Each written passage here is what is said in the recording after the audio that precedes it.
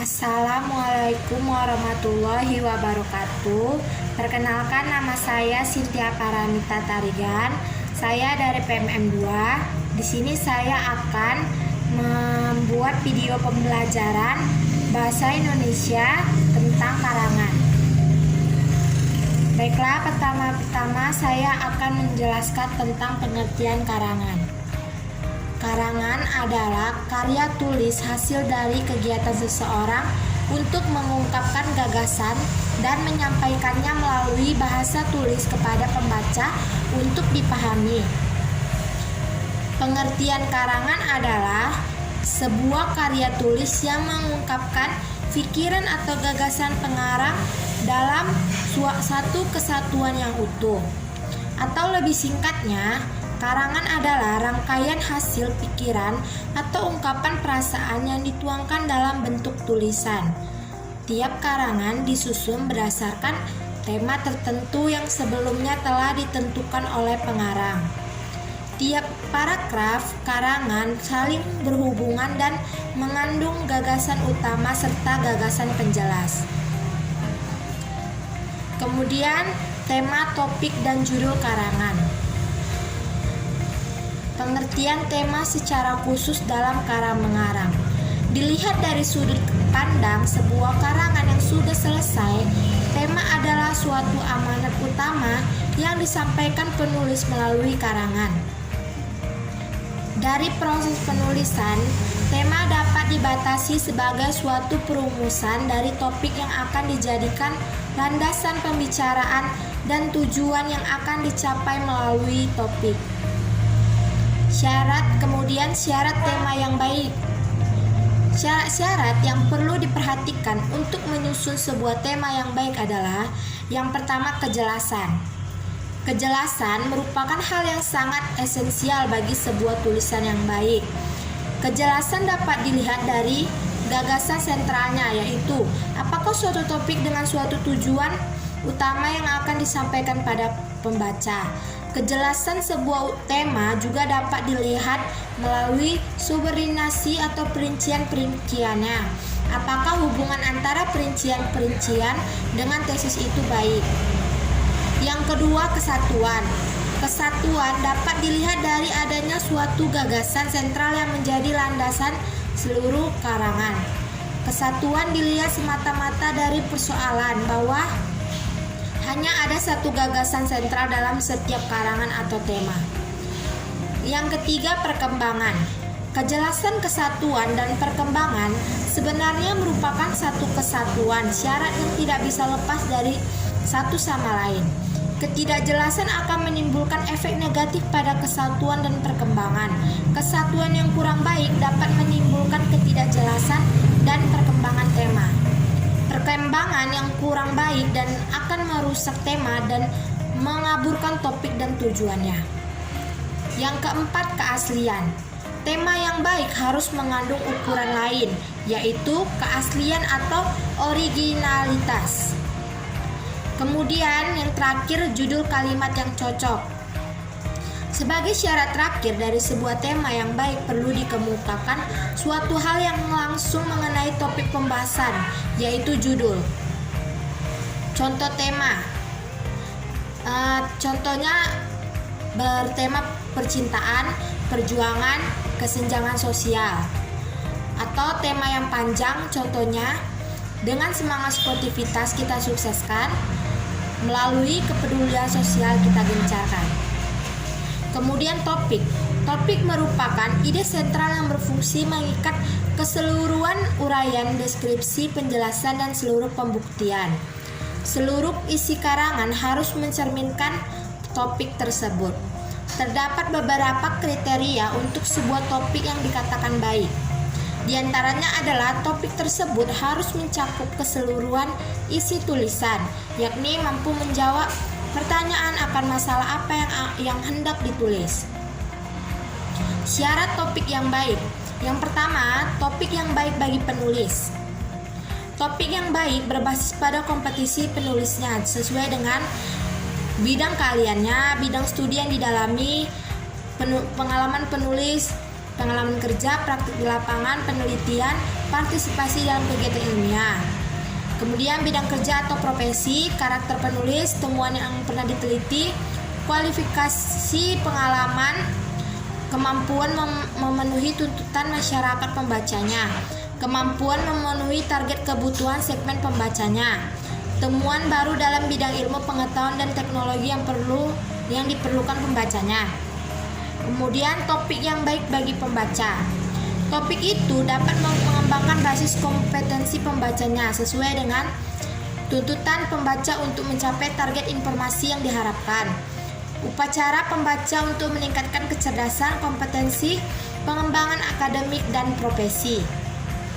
Ilmu pengetahuan dan teknologi yang ditekuni pembacanya, pengembangan dan peningkatan karir dan profesinya.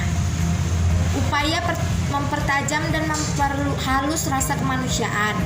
Upaya mempertajam dan memperhalus nalarnya sesuai dengan kebutuhan informasi iptek yang diperlukan.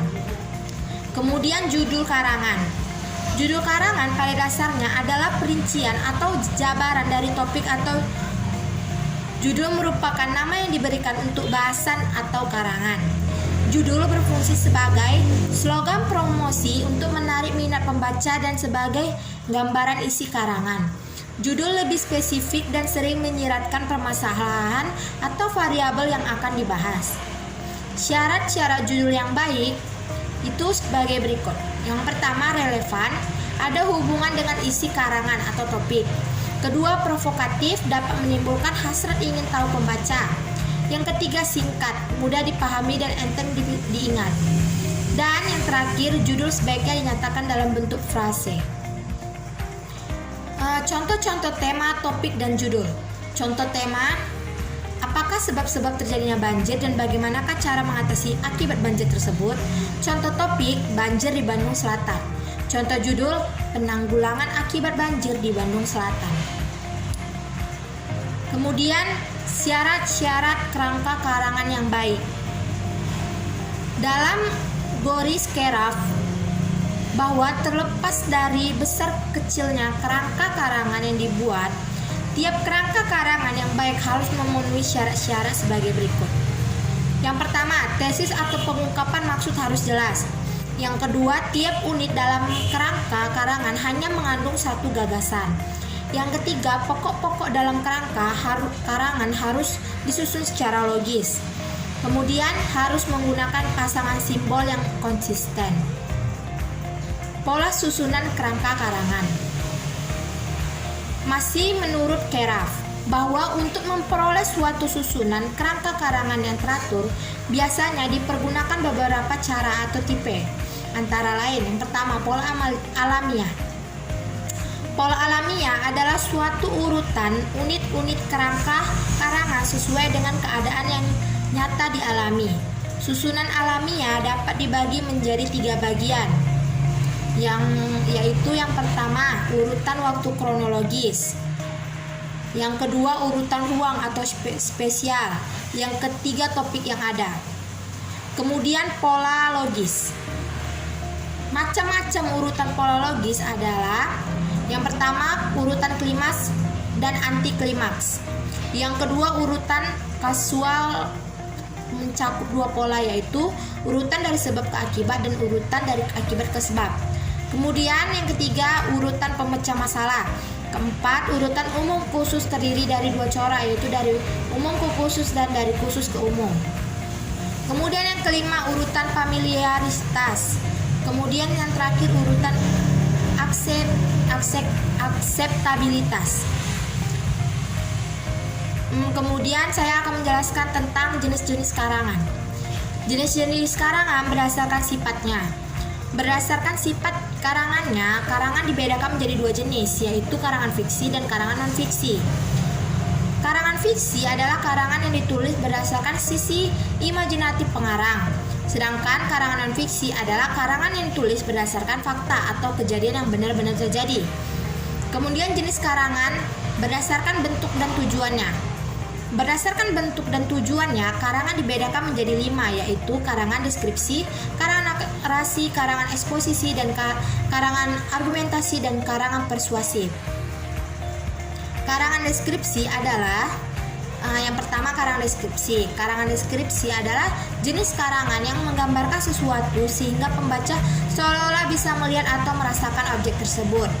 Ciri-ciri karangan deskripsi diantaranya yang pertama, menggambarkan sesuatu, memberikan kesan pada pembaca tentang sesuatu yang dideskripsikan. Yang ketiga, penulisnya selalu bersikap objektif. Kemudian karangan narasi.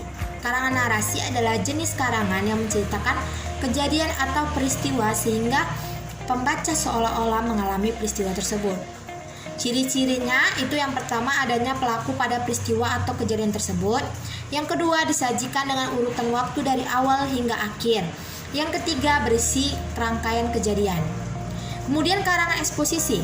Karangan eksposisi adalah jenis karangan yang memberikan penjelasan atau memaparkan sejumlah pengetahuan ataupun informasi secara lebih jelas dan lebih rinci. Dalam karangan ini terdapat fakta dan data yang mendukung sehingga semakin memperjelas informasi tersebut. Ciri-cirinya itu pertama, memberikan dan menjelaskan informasi agar pembaca bisa mengetahui dan memahaminya. Kedua, memberikan sesuatu kepada pembaca sesuai fakta. Ketiga, memberikan analisis secara objektif terhadap fakta. Keempat, menunjukkan proses dari peristiwa yang terjadi. Kemudian karangan argumentasi. Karangan argumentasi adalah jenis karangan yang bertujuan untuk membuktikan kebenaran, sehingga pembaca bisa mempercayai kebenaran tersebut. Ciri-ciri karangan argumentasi yaitu yang pertama, meyakinkan pembaca tentang gagasan atau pemikiran sehingga gagasan tersebut dipercaya dan diakui pembaca. Kedua, dilengkapi fakta, data, dan kelengkapan lainnya untuk membuktikan gagasan tersebut. Yang ketiga, dalam memberikan gagasan, penulis selalu berusaha mengubah sikap dan pandangan pembaca. Kemudian karangan persuasif. Karangan persuasif adalah jenis karangan yang bertujuan untuk mempengaruhi pembaca sehingga pembaca melakukan seperti apa yang dikatakan penulis dalam karangannya. Agar pembaca dapat terpengaruh pada karangan persuasif tersebut harus ada data dan fakta yang mendukung. Ciri-cirinya, yang pertama, berisi bujukan dan bersifat mengajak untuk berbuat sesuatu yang dikatakan penulis pada karangan. Yang kedua, terdapat data yang mendukung kebenaran karangan. Ketiga, menarik perhatian untuk dibaca. Baiklah, sekian video pembelajaran saya tentang karangan. Lebih dan kurangnya saya mohon maaf. Wassalamualaikum warahmatullahi wabarakatuh.